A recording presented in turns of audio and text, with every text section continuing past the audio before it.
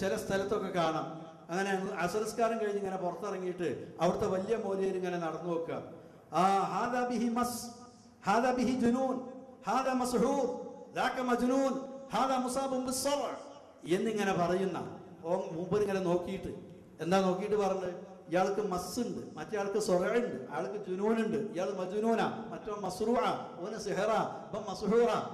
എവിടുന്നാണ് ഇയാൾക്ക് ഇത് പറയാൻ കഴിയണത്? ഇങ്ങനെ നോക്കിയിട്ടാ പറയണത്.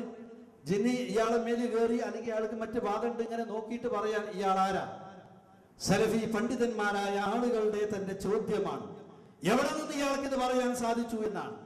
അപ്പൊ അങ്ങനെ ഒരാൾക്ക് തീർത്ത് ഇയാൾക്ക് ജിന്ന് ശരീരത്തിൽ ബാധിച്ചിട്ടുണ്ട്, അതുകൊണ്ടാണ് ഈ രോഗമെന്ന് വഹയുള്ള പ്രവാചകനല്ലാതെ പറയാൻ കഴിയില്ല. പലപ്പോഴും ഇങ്ങനെ കേട്ടിട്ടുണ്ടാവും, ജമിയത്തുൽ ഉലമയുടെ തീരുമാനത്തിന്റെ ശേഷം പുളിക്കൽ വെച്ചിട്ട് അബ്ദുൽ ലത്തീഫ് മദനി ഇങ്ങനെ നേതൃത്വത്തിൽ ഒരു സംസാരം ഉണ്ടായി. ആ സംസാരത്തിൽ ജമിയത്തുൽ ഉലമയുടെ തീരുമാനത്തിന് എതിരിൽ ഒരു അക്ഷരല്ല എന്ന് മാത്രമല്ല, ഈ ചർച്ചയിൽ രൂപപ്പെട്ട കാര്യം ജമിയത്തുൽ ഉലമക്ക് സമർപ്പിക്കാനാണ്. എന്നിട്ട് ജമിയത്ത് ആ വിഷയത്തിൽ ജമിയത്ത് എടുക്കുന്ന തീരുമാനത്തിൽ അതിന് സഹായകമായിട്ട് കൊടുത്തതാണ്. ജമിയത്തുൽ ഉലമ എടുത്ത തീരുമാനത്തിൽ നിന്ന് എന്തെങ്കിലും ഒരു അക്ഷരത്തിന് അത് എതിരോ, അതേപോലെ തന്നെ ജമിയത്തുൽ ഉലമ എടുത്ത തീരുമാനത്തിൽ ഒരു പുനഃപരിശോധനയോ ജമിയത്തുൽ ഉലമക്ക് ഇതിന്റെ അടിസ്ഥാനത്തിൽ എന്തെങ്കിലും ആഡ് ചെയ്യാനോ ഒന്നുമില്ല. അതല്ലാതെ വേറൊന്നും അതിലില്ല. ആ ചർച്ചയിലും ഒരാൾക്ക് ജിന്ന് ബാധിച്ചിട്ടുണ്ട് എന്ന് വഹിയുള്ള പ്രവാചകനല്ലാതെ മറ്റൊരാൾക്കും ഉറപ്പിച്ചു പറയാൻ കഴിയില്ല എന്ന് വ്യക്തമാക്കിയിട്ടുണ്ട്. ആ കാര്യത്തിൽ ഇത് അറിയില്ലെങ്കിൽ പിന്നെ എങ്ങനെ ചികിത്സിക്കുക? ഇത് ജിന്ന് കൂടിയാറിന് മറ്റവനെ അടിക്കാനേ കൂടിയരാന്ന് ഉറപ്പുള്ളവനല്ലേ കഴിയുള്ളൂ, നബിക്കേ കഴിയുള്ളൂ.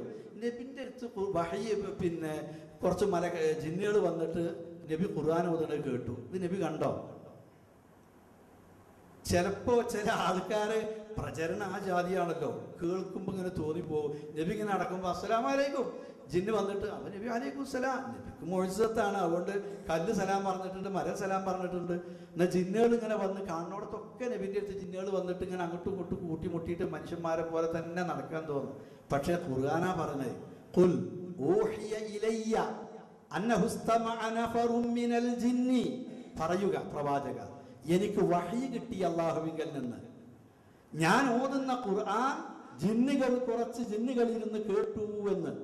എന്നിട്ട് അവരിങ്ങനെയൊക്കെ സംസാരിച്ചു. നബി ഓരെ കണ്ടിട്ടുമില്ല, ഒരു പറഞ്ഞ് കേട്ടിട്ടുമില്ല.